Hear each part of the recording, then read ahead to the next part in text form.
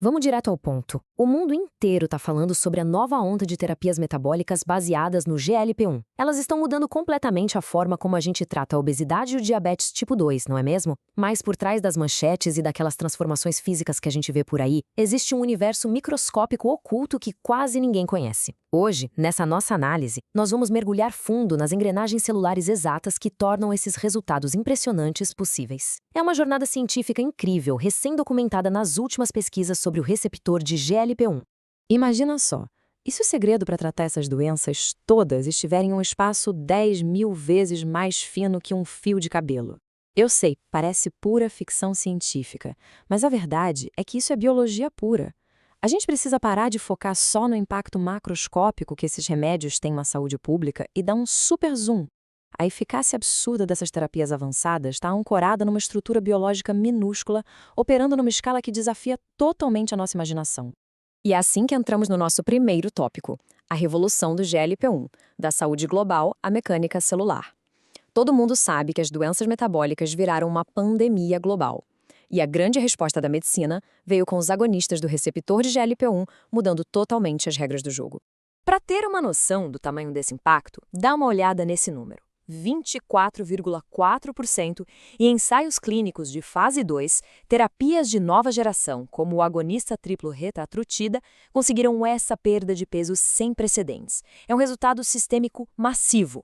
Mas a grande pergunta é: o que exatamente está rolando dentro do corpo humano para gerar uma mudança tão drástica? A resposta vai muito, muito além da balança. O senso comum diz que esses remédios funcionam porque tiram o apetite lá no cérebro e controlam o açúcar no sangue. E bom, isso é verdade. Mas a mágica de verdade, a cura celular mesmo, acontece silenciosamente dentro da arquitetura das nossas células. O emagrecimento é só o eco de uma revolução que ocorre lá no nível microscópico. Vamos avançar e olhar de perto. Por dentro da célula celular, fábricas, usinas de energia e pontes. Pensa na célula não como uma bolota cheia de água, mas como uma cidade super complexa que precisa de comunicação o tempo todo para não parar. E toda cidade precisa de pontes, certo? Aqui, essas pontes se chamam MERCs, ou locais de contato mitocôndria-retículo endoplasmático. Pensa no retículo endoplasmático como a grande fábrica da célula, e nas mitocôndrias como as usinas de energia.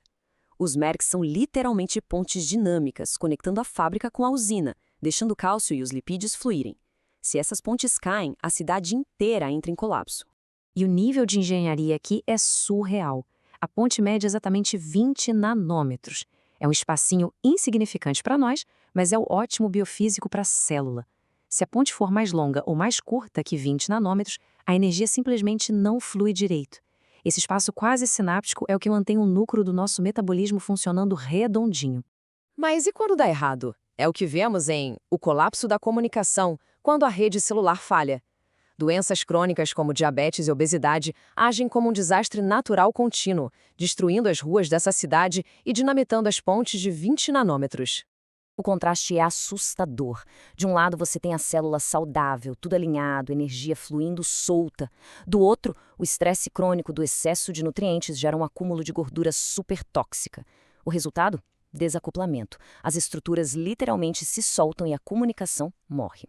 Vamos desacelerar um segundo para entender o efeito dominó bioquímico que causa isso. Açúcar e gordura em excesso causam um baita estresse na fábrica da célula. O estresse aciona um alarme, uma proteína chamada ATF4, que vai direto para o núcleo. E aí o núcleo responde criando uma enzima chamada PDE4D. Essa enzima atua como um esquadrão de demolição puro. Ela destrói uma molécula mensageira crítica chamada AMPC. Sem essa mensagem, as pontes caem de vez e o corpo cria resistência aos próprios hormônios.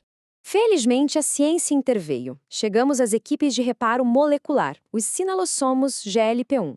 O nosso corpo, sozinho, não dá conta de arrumar essa bagunça toda porque o ambiente dá muito tóxico. Então, essas terapias sintéticas entram em cena como equipes de elite, construídas justamente para suportar o caos e fazer os reparos. É incrível ver a diferença na prática. Quando ocorre o estado de doença, a gente nota a enzima destrutiva dizimando a comunicação, com as mitocôndrias todas fragmentadas. Mas assim que o GLP-1 entra na jogada, a arquitetura começa a ser reconstruída ativamente. As membranas estabilizam e a vida volta a pulsar entre as organelas. O truque que essa equipe de reparo usa são os RAINs. Pensa neles como tendas blindadas de 60 nanômetros montadas exatamente em cima das pontes caídas. Eles fabricam e protegem a molécula AMPC ali mesmo, de forma super concentrada, não deixando o sinal se perder no resto do ambiente tóxico. É como um escudo de proteção para o trabalho fluir. Esse projeto de engenharia é genial. O receptor de GLP-1 simplesmente estaciona no lugar perfeito, colado nos MERCs. Ele direciona todo o trabalho de reparo ali, bem em cima da mitocôndria, aumenta a transferência de cálcio, cuida dos lipídios, tudo isso ignorando completamente a bagunça que está acontecendo no resto da célula. E como isso vira cura? Vamos para a parte prática. Reconstruindo as pontes, restaurando a rede de energia. A sequência para arrumar a célula é um verdadeiro balé microscópico. Olha o passo a passo da vitória. 1. O GLP-1 se liga e monta a base. 2. O sinal de NPC dispara lá dentro. 3. E aqui é o pulo do gato. O núcleo manda fabricar mais amarres físicas chamadas MFN2, que basicamente jogam uma corda e puxam a fábrica e a usina de volta para perto. 4. Voltamos para a distância sagrada de 20 nanômetros. E 5. As mitocôndrias renascem, alongadas e cheias de energia de novo. O mais maluco disso tudo, arrumar essa minúscula ponte de 20 nanômetros gera uma onda gigante de benefícios no corpo inteiro. É isso que explica aquela redução incrível nos níveis de hemoglobina glicada. É isso que derruba em até 15% o risco de eventos graves, tipo infarto. É isso que limpa a gordura do fígado. Aquele emagrecimento de mais de 20% é, no fim das contas, fruto desse conserto celular. Tem uma frase na pesquisa que resume bem a poesia da coisa toda. A saúde do nosso corpo inteiro está totalmente amarrada em manter essa biologia microscópica intacta. Quando um hormônio molda o seu corpo por fora, é só porque ele foi um baita de um arquiteto por dentro, célula por célula. Isso nos joga direto para o horizonte, o futuro da contactômica, além das doenças metabólicas. A contactômica é a nova grande fronteira da ciência, mapeando como essas organelas conversam. E o que o GLP-1 está mostrando para a gente vai muito, mas muito além do diabetes e do sobrepeso.